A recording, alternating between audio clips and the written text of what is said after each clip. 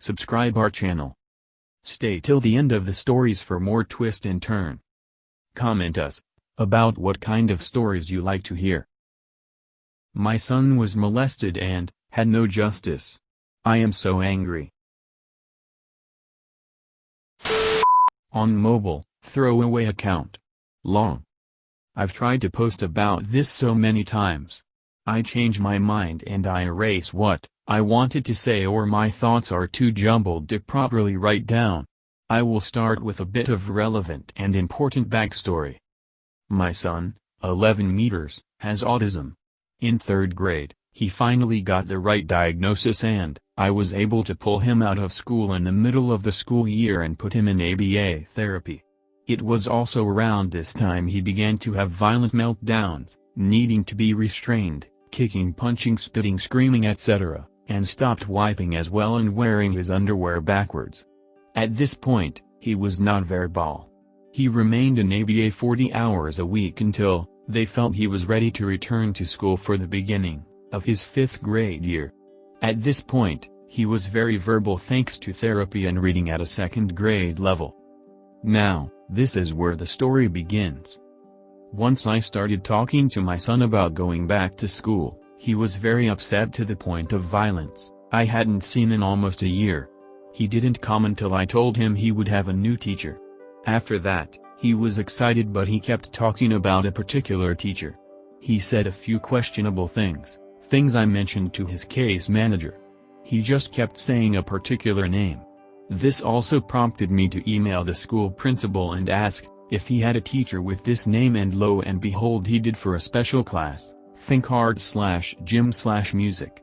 I told her the few things he had said at that point, that they were scary and yelled at him a lot, etc. Nothing overtly alarming. Principal never responded to that email. 12 days after the second email to the principal and about a week into the school year, my son said more. He said very specific things. Alarming things. I immediately took him to the hospital and stated my concerns. I firmly believe these events happened in 3rd grade and that was the cause of the sudden violent behaviors and aggression towards going back. He couldn't talk then, but he could at that point, and he was telling me. After leaving the hospital, I contacted DCS and flat out refused to allow my child to return to school. For 2 whole weeks they investigated. Unfortunately, my son wouldn't tell them any of the things he told me. These specific things he told me to leave Maine 10000% confident he was molested. My son struggles to answer questions and always has. Before I would allow him to return to school, I wanted a meeting with the principal. Do you know what I found out? Said teacher was never even removed from the school for the investigation. The principal didn't even know why my child was not there until the day before I was told he could return to school. DCS never took my son's claims seriously. To be clear, they didn't even interview my son until a week after I took him to the hospital, so the delay was not due to him not speaking. DCS told me she's just a little old lady. So? If she was a little old man, she'd be a dirty old pervert. Of course there's so much more detail, but I am just so hurt and so angry for my son. The claim wasn't taken seriously from the get-go. Even now, a year later, he drew a picture today of 2 stick figures, one holding the other's head, and he said it was a scary that hurt his neck, and I asked him what the scary's name is and he named this teacher. Sometimes I want to speak for my son and take revenge. I get so hurt and so angry. I know I need serious counseling, and I did take advantage of the free counseling covered by my job, but in the end, I flat out quit my job. I've taken several months off work due to this, and I'm just now going back. I can never get out of my head the first time I had to restrain him and he was crying, "Don't break it. Don't break it." So I kept calmly saying, "I don't want to hurt you, it's okay, I love you," only for 2 years later to have him tell me his teacher broke his whiner. I am horrified that he thought I was going to do to him what the teacher did. I don't know what else I can do. There's no one that I can turn to about this. He's disabled and confused, I've been told by so many. I feel like I am his only voice and I am not loud enough. I don't know what to do. I feel so guilty for not understanding this extreme shift wasn't just normal because he has autism. I feel like a failure as a mother.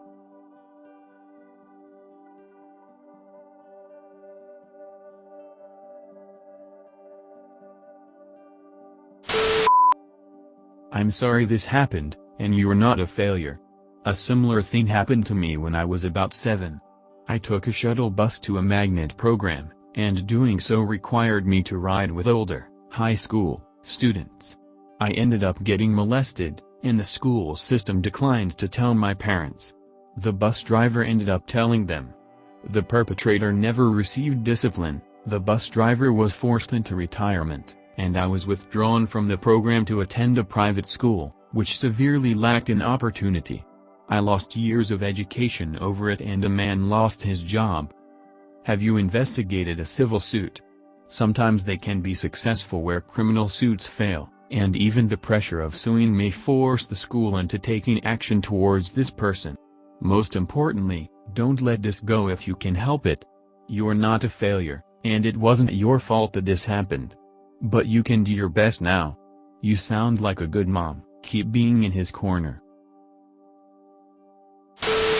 Have you thought about asking the district to see the teacher's personnel file to find out if there have ever been any other complaints of the same context against this teacher? Is this PTO teacher only a special ed teacher or does she teach regular classes as well?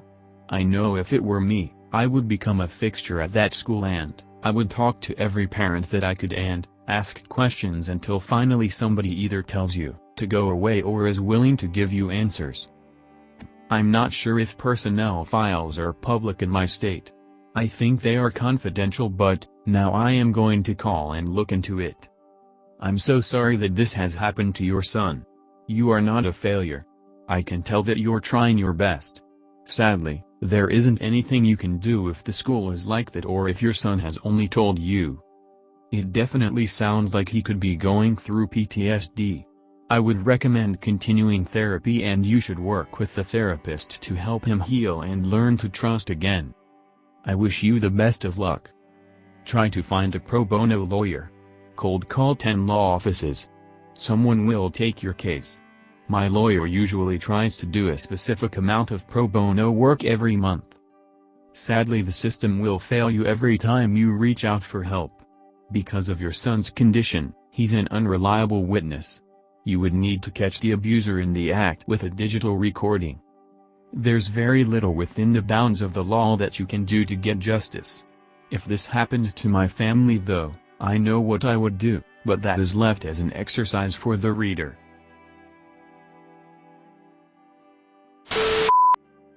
Fucking Assad abusing mentally challenged kids. If nothing comes out of this, she may harm other children. Bring the story to a local newspaper, press charges. My heart breaks for you and your pain. You are no way a failure of a mother. Don't call yourself that. You went way beyond what most would do. There are only so many variables that you can control while also letting the child grow. You did the best you could when you found out about the situation. Your son would never blame you and he is incredibly lucky to have you as a mother. Thanks for listening so far. If story have update we will post here. Like and subscribe to our channel for upcoming stories.